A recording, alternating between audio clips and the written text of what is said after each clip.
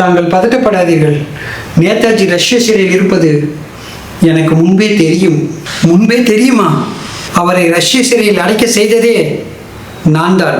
நமது இந்தியாவிற்கு சுதந்திரம் கொடுப்பதற்கு முன்பு ஆங்கிலேயரிடம் ஒரு ஒப்பந்தம் போட்டோம். என்னவென்று? இந்தியாவிற்கு சுதந்திரம் கொடுக்க வேண்டும் என்றால் எங்களுக்கு பல வகையில் இழப்பு ஏற்படுத்திய நேதாஜியை எங்களிடம் நீங்கள் ஒப்படைக்க வேண்டும் என்று ஆங்கிலேயர்கள் கண்டிஷன் போட்டார்கள்.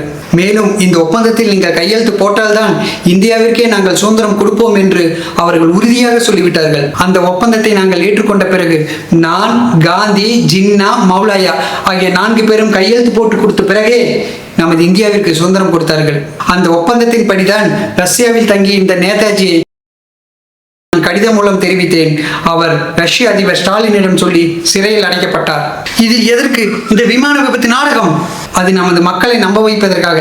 நேதாஜி சிறையில் உயிரோடு இருப்பது மக்களுக்கு தெரிந்தால் பொங்கி எழுந்து விடுவார்கள். நாம் இந்திய திருநாட்டில் ஆட்சி அமைப்பது கடினமாகிவிடும் என்பதற்காகவே. அப்படி என்றால் நம் நாட்டுக்கு சுதந்திரம் அகிம்சையால் கிடைக்கவில்லையா? நேதாஜியின் படை பலத்தால் மட்டுமே கிடைத்ததா? உண்மையை சொல்ல போனால் அதுதான் உண்மை. இது நாம் நேதாஜிக்கு செய்யும் உச்சபட்ச துரோகம் அல்லவா? மக்களால் கொண்டாடப்பட வேண்டியவர் அல்லவா அவர். அவரை போய் காட்டி கொடுத்து சிறையில் அடைத்து சித்திரவதை செய்ய வைத்து விட்டீர்களே. அவர் உங்கள் மீது எவ்வளவு நம்பிக்கை வைத்துள்ளார் தெரியுமா? ரஷ்யா மாஸ்கோ சிறையில் நான் அவரை சந்தித்த போது இதை உடனே நேர்வுக்கு தெரிவிங்கள், அவர் மிகவும் சந்தோஷப்படுவார், என் விடுதலைக்கான ஏற்பாட்டைத்தான் முதலில் அவர் செய்வார் என்று உங்கள் மீது நம்பிக்கையோடு சொன்னாரே அவர். அரசியல் பாவ புண்ணியத்தை பார்ப்பதை விட சாணக்கியத்தனத்தை பார்ப்பதுதான் எனது நோக்கம். இந்த உண்மை தெரிந்த உங்களுக்கு பல அரசு சலுகைகள் கொடுக்கிறேன். விரைவில் துணை ஜனாதிபதி பதவியும் கொடுக்கிறேன். அனுபவித்துக் கொள்ளுங்கள். இந்த உண்மையை நீங்கள் எங்காவது வெளியில் சொல்ல நேரிட்டால் உங்களுக்கு பின்விளைவுகள் பெரிதாக இருக்கும் என்பதை மறந்து விடாதீர்கள்.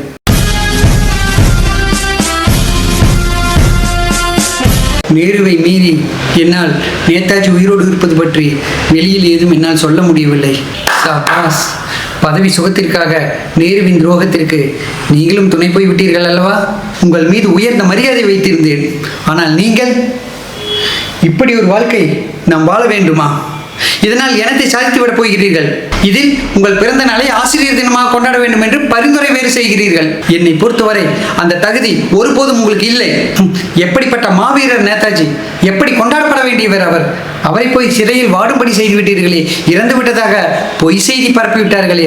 அனைத்து உண்மைகளையும் தெரிந்த நீங்களும் பதவி சுகத்திற்காக அதை மறைத்து விட்டீர்களே. இது நியாயமா? இதை நீங்கள் வெளியில் சொல்லாவிட்டால் என்ன? நான் போய் சொல்கிறேன், நேதாஜி இப்படித்தான் இறந்தார் என்று மக்களிடம் எடுத்துரைக்கிறேன். ஒரு சிறிய விண்ணப்பம். நான் உயிரோடு இருக்கும் வரை இந்த விஷயத்தை வெளியில் சொல்லிவிடாதீர்கள். தங்களை மன்றாடி கேட்டுக்கொள்கிறேன்.